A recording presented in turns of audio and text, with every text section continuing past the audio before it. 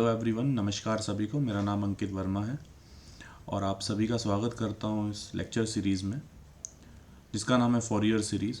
और ये lecture number 2 है। पिछला लेक्चर हमने लेक्चर 1 किया था जो कि इंट्रोडक्शन मैंने आपको बताया था फॉरियर सीरीज़ क्या होती है और स्टार्टिंग में पीरियोडिक फंक्शन, इसकी कंडीशन क्या है फॉरियर सीरीज़ की, ये सब चीज़ें मैंने बताई थी। एक दो क्वेश्चन भी मैंने आपको लास्ट लेक्चर में कराए थे। सो इधर से ही हम आगे बढ़ते हैं और कुछ इंटीग्रेशन सबसे पहले मैं बताऊंगा जिनका बहुत ज़्यादा यूज़ होने वाला है। वो हम डायरेक्ट ही याद रखेंगे क्योंकि हमारा ऑब्जेक्टिव एग्ज़ाम के लिए, अगर आप सब्जेक्टिव एग्ज़ाम दे रहे हैं यूनिवर्सिटी एग्ज़ाम के लिए भी ऑब्वियसली ये इंपॉर्टेंट है, तब आपको प्रॉपर तरीके से उसको सॉल्व करना पड़ेगा। तो मैं कुछ क्वेश्चंस या कुछ इंटीग्रेशन आपको बताने वाला हूँ, जस्ट लाइक बेसिक इंटीग्रेशन जो आपको याद रखनी है कि ये नहीं कि बार बार उसको सॉल्व कर रहे हो। Suppose cos n x d x है और जो हमने यहाँ पर इंटरवल हमेशा क्या लेना है, अल्फ़ा से लेके अल्फ़ा प्लस 2 पाई तक। तो इसका इंटीग्रेशन ऑब्वियसली इसको तो चलो डायरेक्ट ही हो जा रहा है। इसका हो जाएगा sine n x upon n, और जब आप अल्फ़ा प्लस 2 पाई से अल्फ़ा रखोगे, ठीक है। तो जब आप इसको सॉल्व करोगे यहाँ पर आप इसको आपने वैल्यूज़ डाल देनी है।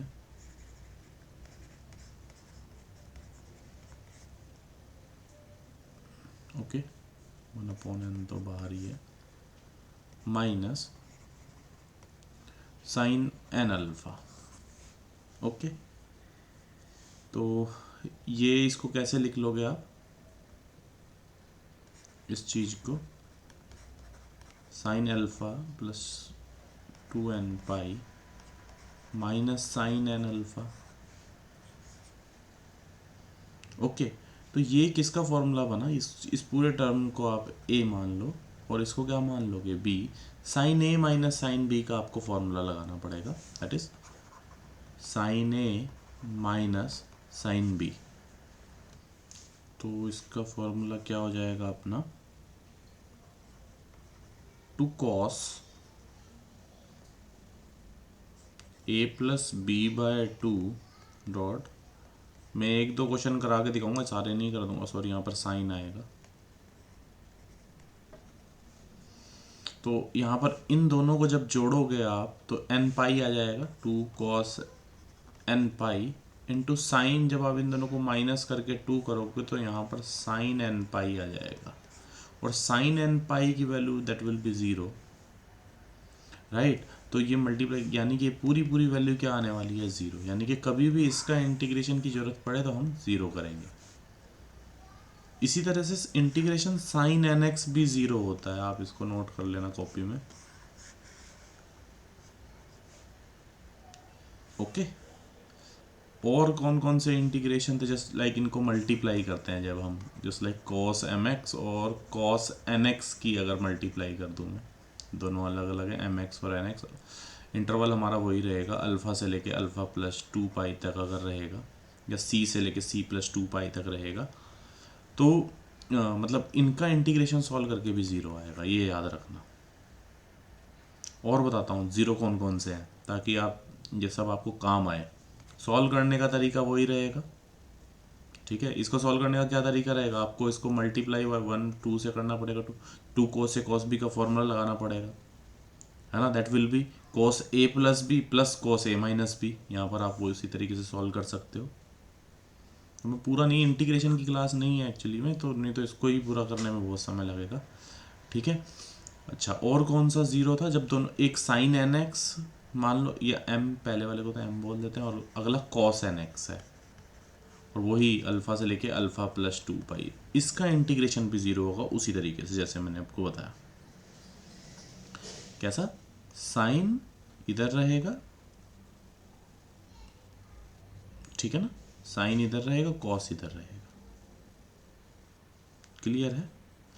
अच्छा, इसी तरीके से सेम ऐसा ही दोनों साइन एन एक्स भी हो कॉस एन एक्स भी हो, तब भी इंटीग्रेशन 0 रहेगा सेम लिमिट के साथ। ओके, दोनों के दोनों साइन हो, साइन एन एक्स हो, यही सेम लिमिट है, इसका इंटीग्रेशन भी 0 रहेगा, ध्यान रखना। क्लियर है। बस ये जो दो वैल्यूज हैं, कॉस स्क्वायर एन एक्स और कौन सा था, साइन स्क्वायर एन एक्स,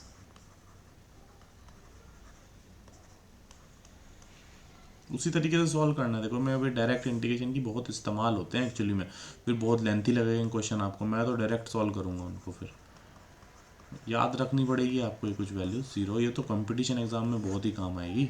ओ सॉरी, इनकी वैल्यू क्या है, पाई, इसकी वैल्यू भी पाई, तो ये बहुत काम आने वाले हैं। जो मैंने आपको इंटीग्रेशन अभी बताया बहुत ज़्यादा काम आएगा जब हम फोरियर सीरीज़ के एक्सपेंशन करेंगे। लेक्चर नंबर 3 से हम इनके क्वेश्चंस और अच्छे डिटेल में करने लगेंगे। अभी तो मैं थोड़ा सा ये कोशिश कर रहा हूँ कि मैक्सिमम क्वेश्चंस आपसे हो जाएं, उस क्वेश्चन हो जाएं, सो दैट उसके लिए थ्योरी तो पढ़नी पड़ेगी ना, तो वही थ्योरी पे काम कर रहा हूँ मैं अभी। ठीक है, अच्छा अभी change of interval I think वाला क्वेश्चन अभी कराना पड़ेगा, लेकिन इससे पहले मैंने आपको डिसकंटिन्यूटी वाला बता दिया था। हाँ, पिछले लेक्चर में मैंने, आप देखना डिसकंटिन्यूटी, जिस पॉइंट पर डिसकंटिन्यूटी होती है तब उस पॉइंट पे हम लोग कैसे कैलकुलेट करते हैं, ये सब चीज़ मैं आपको बता चुका हूँ। ठीक है, कैसे उसकी वैल्यू उस पॉइंट पे निकाला जाता है मैंने ये भी बताया था, एवरेज निकालना होता है। करेक्ट है, ठीक है, करेंगे जब क्वेश्चंस करेंगे तो उसके भी क्वेश्चंस कराने ही हैं। अब मैं आपको थोड़ा सा एक बात बता दूं, जब इंटरवल चेंज आ जाए उसमें आप कंफ्यूज ना हो जाए, क्वेश्चन अगर आ जाए, that is change of interval.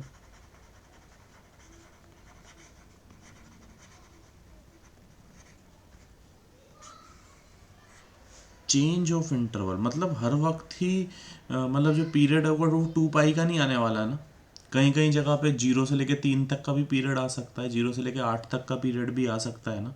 तो उन टाइप के क्वेश्चंस में हम उसको 2 पाई के हिसाब से कैसे कन्वर्ट करें, ठीक है ना, कोई तरीका वही रहने वाला है जो भी हमने अभी तक पढ़ा है, उसका क्या तरीका रहेगा वो मैं आपको बताऊंगा। ओके, अभी देखते हैं इसको कैसे इसको मैथमेटिकली हम उस, जैसे मान लो 0 से लेके 3 तक दिया है, ये कोई 2 पाई थोड़ा है, अब इसको कैसे कन्वर्ट करें, एक्स की जगह क्या भरें वो देखना है। ठीक है, तो हमने क्या माना था, स्टार्ट में पीरियड कहाँ से कहाँ तक, वो जो फंक्शन है कहाँ से, अल्फ़ा से अल्फ़ा प्लस 2c तक है, 2 पाई सॉरी है,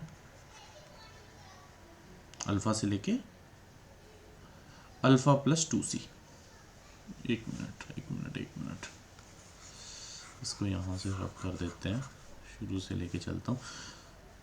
चेंज ऑफ इंटरवल है ना, तो जैसे मैंने बताया बहुत सारे हर किसी की 2 पाई का इंटरवल ऐसा नहीं आने वाला पीरियड, बहुत सारों के हम 2 पाई की जगह, वही मैं आपको बताने वाला था, 2 पाई की जगह 2c भी आ सकता है।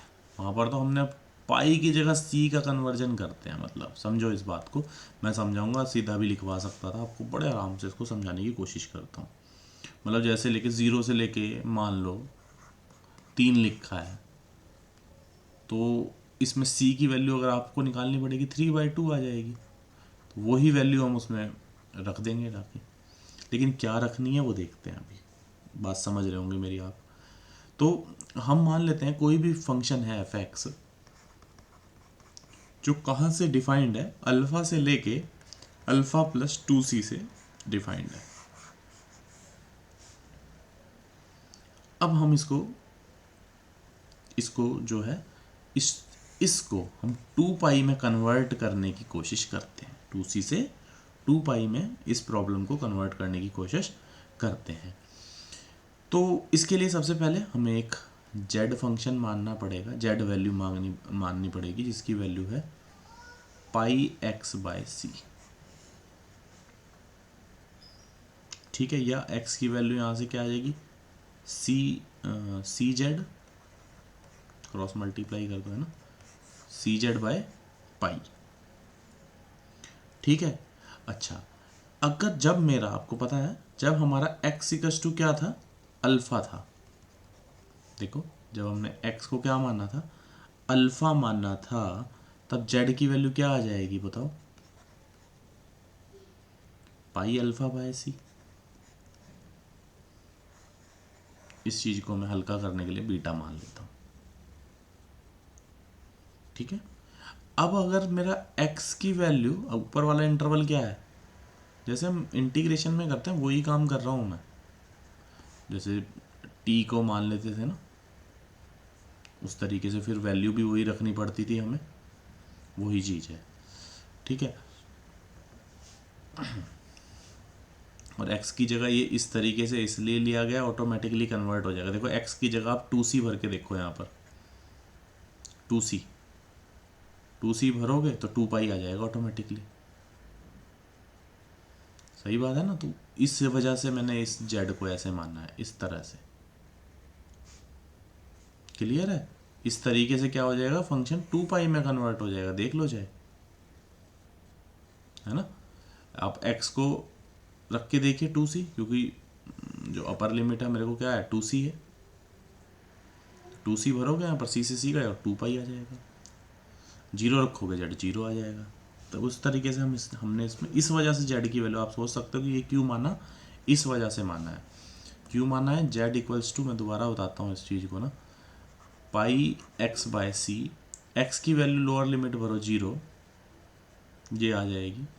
ठीक है, 0 आ जाएगी जेड की वैल्यू। अगर अपर लिमिट 2c भरता हूँ मैं तो ये ऑटोमेटिकली 2 पाई आ जाएगी। बट इस क्वेश्चन में हमारे पास लोअर लिमिट है अल्फ़ा, तो एक्स की जगह मैंने अल्फ़ा भरा, अपर है ना, तो ये वाली वैल्यू को बीटा मान लेते हैं। समझ गए होंगे बात को।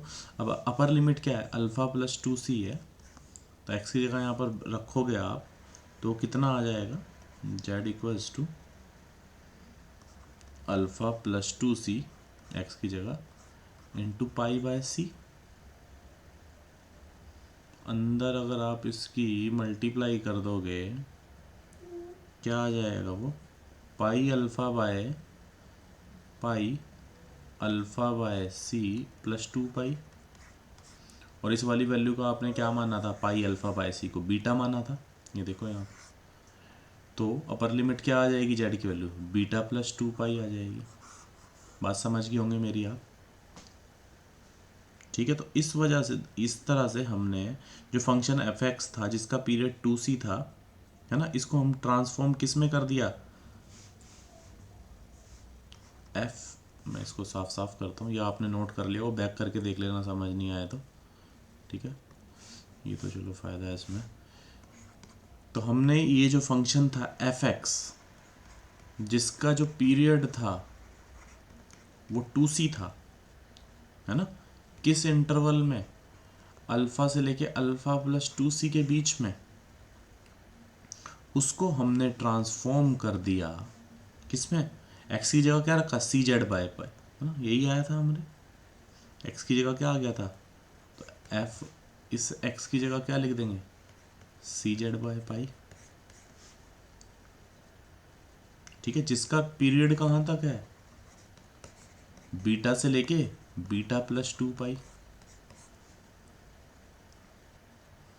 तो इस तरीके से जो हमारा ये जो फंक्शन आया है, कौन सा, F C Z by pi, इसको हम फोरियर सीरीज में एक्सप्रेस कर सकते हैं ना उसी तरीके से। कैसे, a naught by 2 plus summation n equals to 1 से लेके इन्फिनिटी ए एन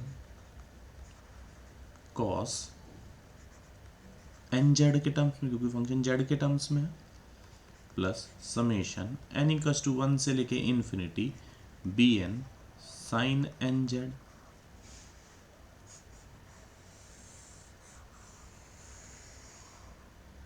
तो इस तरीके से जेड की वैल्यू हमें पता ही हो, रख देंगे हम वहाँ पर। क्लियर है। इस तरीके से हम यहाँ पर जो जेड की वैल्यू क्या आई है हमारी, क्या भरी थी हमने, पाई एक्स बाय सी, तो यहाँ पर क्या रख सकते हैं, cos n pi x by सी रख सकते हैं। सिंपल सी बात है यार।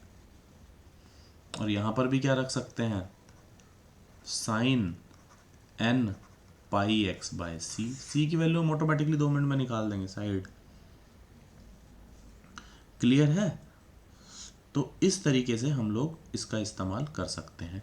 अच्छा, इस वाले फंक्शन में ध्यान से देखना आप, इस फंक्शन में अब मैं आइलर्स के जो फॉर्मूले थे वो 3 फॉर्मूले, ए नॉट, ए एन और बी एन को अगर मैं निकालना चाहूँ, चलो कोशिश करते हैं। Just a minute.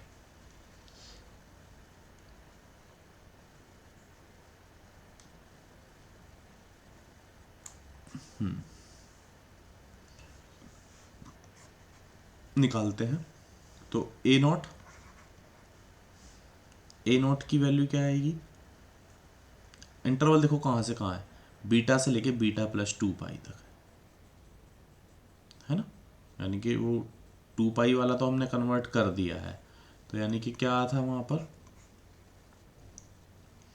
1 अपॉन इसके अगर जो फॉर्मूले हम यहाँ पर करेंगे तो क्या आएगा, ए नॉट की वैल्यू 1/पाई, कहाँ से कम फंक्शन है, बीटा से लेके बीटा प्लस 2 पाई, ऐसे ही करते थे। और फंक्शन का क्या लिखना है, एक्स की जगह CZ/पाई DZ। इसी तरह से AN भी निकाल देंगे, बस यहाँ पर cos NZ से मल्टीप्लाई हो जाएगा। और BN के लिए 1/पाई दिस इंटू साइन NZ। पिछला लेक्चर आपको देखना पड़ेगा, मैंने उसमें डिटेल में आपको बताया था, ठीक है। अच्छा, अब आपने जैसे मैंने बताया, ये तो हमने बीटा में टर्म्स में आया, अब बीटा वाले को हम कन्वर्ट कर ही दिया है हमने, जेड की वैल्यू क्या क्या लिख सकते हैं, πx/c लिख सकते हैं, है ना। और इसी तरीके से तो हमारा जो a0 की वैल्यू आएगी जब c के टर्म्स में लिखना होगा तो क्या आएगी, इसी तरीके से 1/c इंटीग्रेशन अल्फ़ा से लेके अल्फ़ा प्लस 2c, ठीक है। और कहाँ से fx dx, fx में कन्वर्ट हो जाएगा ना सारा का सारा। अच्छा, और क्या आएगा, an की वैल्यू निकालनी होगी तो 1/c अल्फ़ा से लेके अल्फ़ा प्लस 2c, fx को किससे मल्टीप्लाई कर दोगे आप, cos nx लिख देते हैं इसको,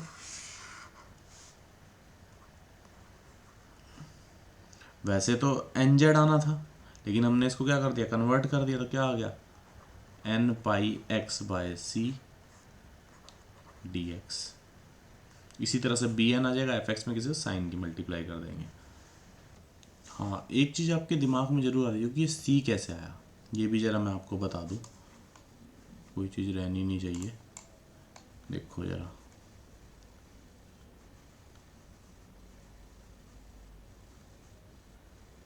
ये फिर बता रहा हूँ, ये उन लोगों के लिए जो बिल्कुल बेसिक से पढ़ना चाह रहे हैं। अगर आपको ये सब प्रूव करने का मन नहीं है या ये कैसे आया तो आप इसको स्किप भी कर सकते हो, ठीक है।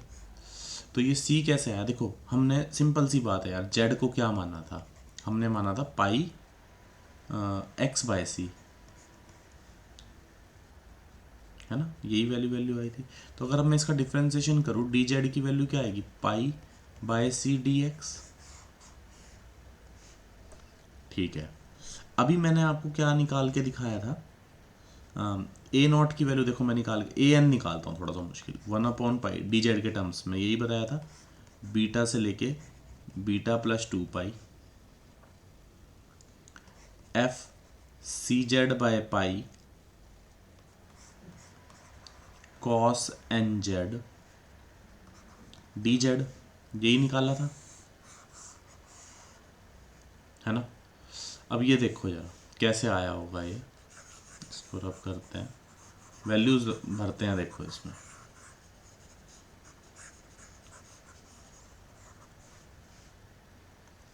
रखो, dz की वैल्यू को क्या लिखो, π/c dx लिख देते हैं, इसको लिख देंगे π/c dx, ठीक है। nz को भी हम लोग लिख देंगे n/x/c, और CZ/पाई को हम x लिख सकते हैं यहाँ से, ठीक है। और इसको क्या लिख देंगे, dz को देखो यहाँ रखता हूँ मैं, dz की जगह क्या रखूँ, π/c dx, इस dz की जगह, तो ये पाई से पाई कट जाएगा ना और ये c बाहर आ जाएगा, समझे मेरी बात, अब आप समझ गए होंगे। इसको x लिख सकते हो और यहाँ पर भी आप ऐसे, वही आ गई वैल्यू हमारी, क्लियर है। तो इस तरीके से हमने इसको कन्वर्ट कर दिया, ओके। और ये जो बीटा की वैल्यू है ये तो हमने खुद ही मानी थी, जेड थी, है ना, तो ये तो ऑटोमेटिकली हमारी वहीं से आ जाएगी, अल्फ़ा से अल्फ़ा प्लस 2 पाई, वो तो हमने इसीलिए कन्वर्ट ही किया उसको, फंक्शन को, जो इसको कन्वर्ट करने के लिए। इस वजह से मैंने ए एन को क्या लिख दिया, 1/c अल्फ़ा से लेके अल्फ़ा प्लस कितना आ गया था, 2c है ना। इसी चीज़ को कन्वर्ट करने के लिए तो किया ही है सारा कुछ ये खेल। F x cos n pi x by c d x, ठीक है। इस वजह से किया ये, या आप चाहो तो यार इसको डायरेक्ट याद रखो, टेंशन ही नहीं लेनी है। लेकिन अब सब्जेक्टिव तरीके से करना भूलोगे नहीं, ये आया कैसे, कैसे कन्वर्ट करते हैं, इस तरीके से कन्वर्ट किया जाता है। सेट है ये बिल्कुल, ठीक है। तो इस तरह से बी एन भी निकाल सकता है। तो कहने का मतलब यह है, इसको बोलते हैं चेंज ऑफ इंटरवल। कैसे आप change of interval in questions में कर सकते हो। अब ये लेक्चर वैसे तो बेकार हो जाएगा जब तक हम इसमें क्वेश्चन ना करें, तो क्यों ना एक क्वेश्चन को ट्राई करते हैं। सबसे आसान क्वेश्चन को लेके चलते हैं इस लेवल के, e की पावर माइनस एक्स को। और इंटरवल अब आपको इन्होंने कहाँ से कहाँ दे दिया, -l से l लिखा है। और देखो 2π वगैरह में नहीं दिया ना, और यही चीज़ तो हमने कन्वर्ट करना सीखा है अभी, कि कैसे इसको कन्वर्ट करा जाए। क्लियर। तो इसको कैसे लिख सकते हैं हम, e की पावर माइनस एक्स को हमेशा किसी भी फंक्शन को हम इस तरीके से लिख सकते हैं, उन्हीं फंक्शंस को जो फोरियर सीरीज को या डायरिचलेट कंडीशन को फॉलो कर रहा हो। ए एन के साथ क्या था, cos n pi x by सी था। अच्छा एक और बात मैं तुम्हें इंपॉर्टेंट बता दूं, इंटरवल कहाँ से कहाँ जा रहा है, -l से l जा रहा। ये भी जो जरा इंपॉर्टेंट बात है समझने के लिए। अब हमारा जैसे फॉर एग्जांपल, हाँ फॉर एग्जांपल हमारा जो हमने ए एन निकाला था, ये इंपॉर्टेंट बात है, ध्यान से समझना मेरी बात को। हमने निकाला था बाद में 1/c अल्फ़ा से लेके अल्फ़ा प्लस 2c, क्या आया था, F x cos n pi x था बाय सी इंटू डी एक्स था। एक बात ध्यान देने वाली है, अगर हम अल्फ़ा को 0 रखते हैं इसमें देखो, तो ये जो इंटरवल है कहाँ से कहाँ पहुँच जाता है, 0 से लेके 2c तक पहुँच जाता है, ठीक है। लेकिन अगर मैं अल्फ़ा की वैल्यू को -c रखता हूँ तो इंटरवल कहाँ पहुँच जाता है, -c से c। रख के देखो यहाँ, -c रखो यहाँ, और यहाँ -c + 2c, c आ गया। यानी कि हमारा ये कहाँ से कहाँ पहुँच गया, -c से c। तो इस क्वेश्चन में जैसा कि आप देख पा रहे होंगे, ये क्या चीज़ दी है यहाँ पर, -l से l दिया है, ठीक है। तो इस क्वेश्चन को कैसे करेंगे, अब देखो बताता हूँ इसको भी। एन आगे क्या आना था यहाँ पर, एन पाई एक्स, क्योंकि -l से +l जा रहा है, या 0 से लेके 2l जा रहा है, डिस्टेंस सेम है। मैं बहुत एनालिटिकल वे में बता रहा हूँ इसको, बिल्कुल बात को असलियत में मत समझो, समझाने के लिए बता रहा हूँ इस चीज़ को, कि -l से l, 0 से लेके 2l या 2c या -c से c, डिस्टेंस तो सेम है एक तरह से, समझ रहे होंगे मेरी बात को। तो यहाँ पर एक तरह से जो आपने वहाँ पर c लिया था, c की जगह क्या आ जाएगा, सीधा सीधा l आ जाएगा, बाकी सब कुछ क्या है, सेम है। तो यहाँ पर यह आ जाएगा प्लस समेशन n=1 से लेके इन्फिनिटी। अच्छा ये कॉस के साथ आना था यार, है ना, कॉस के साथ आएगा, और यहाँ पर bn साइन n पाई x बाय l। ये बात क्लियर होगी। इस इंटरवल को हमने कैसे कन्वर्ट कर दिया, हमें c की वैल्यू चाहिए थी, हमने निकाल दी, बस वो c ही तो इम्पोर्टेंट था, है ना। और -l से l है। जैसे मान लो कोई इंटरवल 0 से लेके 3 दिया है, अब तब आपकी c की वैल्यू क्या हो जाएगी, 3/2। क्लियर होगी मेरी बात? बहुत इंपॉर्टेंट बात बता रहा हूँ ये मैं, ठीक है। तो आगे से ये मतलब हम थोड़ा फास्ट फॉरवर्ड करेंगे इस चीज़ को, नो डाउट। लेक्चर सीरीज़ की भी शुरुआत चल रही है, इसलिए चलो चल रहा है काम, ठीक है। तो अब देखो जल्दी से कैसे सॉल्व करना, वो तो आगे की बात रहेगी। अब मैं इसको आपको सॉल्व करके दिखाता हूँ स्पीडली। ए नॉट निकालते हैं। ए नॉट क्या आएगी वैल्यू? ए नॉट की वैल्यू 1/c हमने सीखा था, सीख लो। एक वैल्यू निकाल के देख लेते हैं ना, अल्फ़ा से लेके अल्फ़ा +2c f(x)dx, यही है ना। c की वैल्यू हमारी क्या आई है? l आई है। c की वैल्यू क्या आई है? l आई है। अच्छा, इंटीग्रेशन कहाँ से, मतलब ये जो इंटरवल है कहाँ से कहाँ तक है दे रखा है? -l to l दिया हुआ है ना, तो कुछ दिमाग लगाने की ज़रूरत ही नहीं है, ठीक है ना। एल की मतलब अल्फ़ा की वैल्यू सोचो क्या है, एक तरह से -c भरो, उस वही वाला जो मैंने कॉलरली बताई है आपको अभी, ठीक है। तो -l से l, f(x) की वैल्यू कितनी है हमारी? e⁻⁻x dx। तो ये क्या आ गया? e⁻⁻l, सही है, e⁻+l आ गया, बल्कि -e⁻⁻l और 1/l इधर। क्लियर? 2 से मल्टीप्लाई, 2 से डिवाइड, और ये क्या है? हाइपरबोलिक फंक्शन है, जिसको लिख सकते साइन HL।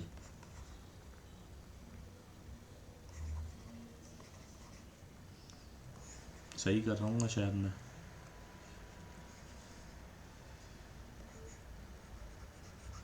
कमेंट करके बता देना कुछ। 19-20 वैसे नहीं होगा, माइनस माइनस प्लस हो गया, ठीक है।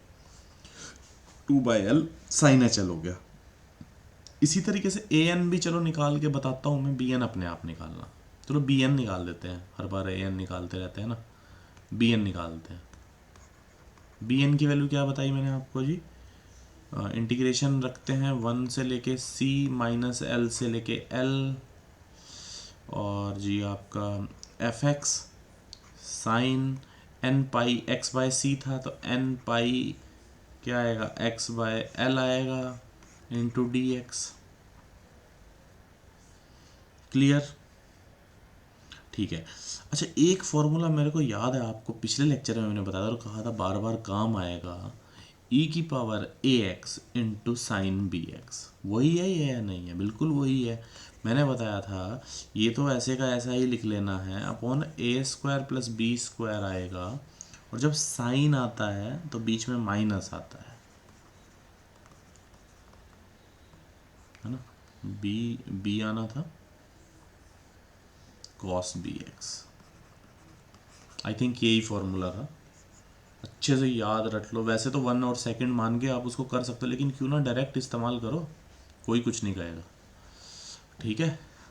अच्छा, सब्जेक्टिव में तो कर सकते हो, और जो कॉम्पिटिटिव एग्ज़ाम है उसमें तो बहुत काम आएगी ये चीज़, ठीक है। तो अगर इंटीग्रेशन आता है तो बहुत काम आने वाली चीज़ है।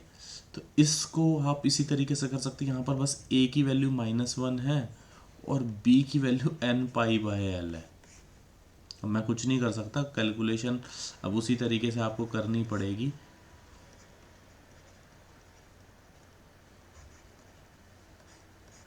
बहुत स्पीडली कर रहा हूँ मैं इसको,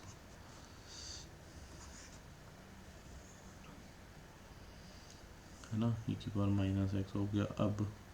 अब इसका ये तो ऑब्वियसली सॉल्व करके ही आया है। a की वैल्यू -1 है, साइन b की वैल्यू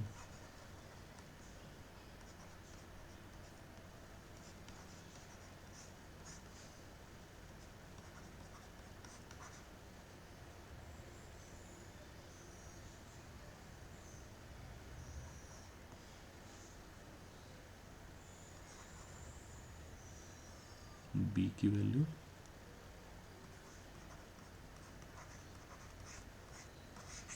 ये वैल्यू आई है। सही है ये, ठीक है, सही करा, बिल्कुल सही कैलकुलेशन होगी, मुझे भरोसा है, ठीक है। अच्छा, अब आपकी जो लिमिट है वो कहाँ से कहाँ तक है? l से लेके -l तक है। तो जब आप इसमें भरोगे, l भरोगे, देखो पहले ऊपर वाली लिमिट भरो l, तो ये एन पाई तो जीरो बन जाएगा। यहाँ एल भरोगे, यहाँ पर एल भरोगे, minus n pi by l तो आएगा ही, और यहाँ पर क्या आएगा, एल सेल कॉस एन पाई आ जाएगा।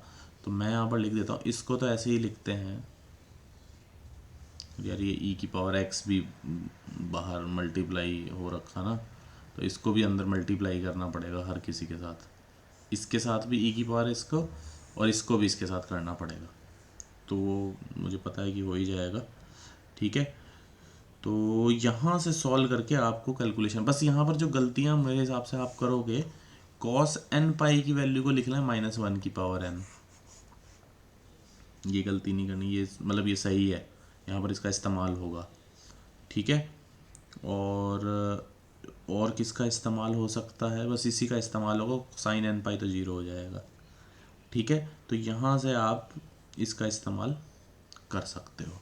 समझ गए होंगे मेरी बात को। यहाँ एल भरो, ई की पावर एक्स यहाँ से मल्टीप्लाई कर दो, ठीक है, और यहाँ पर भी मल्टीप्लाई कर दो, फिर माइनस एल भरोगे तो यहाँ पर प्लस एल हो जाएगा, ठीक है। और वो हाइपरबोलिक फंक्शन ही आने वाला है साइन एच एल वहाँ पर, ठीक है। जब यहाँ पर माइनस एल भरोगे तो माइनस, और ये माइनस एल बाहर आ जाएगा, माइनस माइनस प्लस हो जाएगा, क्योंकि इस वाले में जब आप माइनस भरोगे माइनस एल, ठीक है, तो माइनस बाहर आ जाएगा, माइनस माइनस प्लस हो जाएगा, साइन एन पे वो भी जीरो हो गया। फिर यहाँ पर अगर आप माइनस एल भरोगे तो कॉस में कोई फ़र्क नहीं पड़ता है, माइनस एन पाई आ जाएगा, ठीक है। इस तरीके से आप इसको कर सकते। कॉस एन पाई को याद रखना, -1 की पावर एन लिखना है, क्लियर है। तो उस तरह से हमने इसको एक्सपेंड कर दिया जब इंटरवल में हमने चेंज करा, यानी कि जब इंटरवल चेंज होगा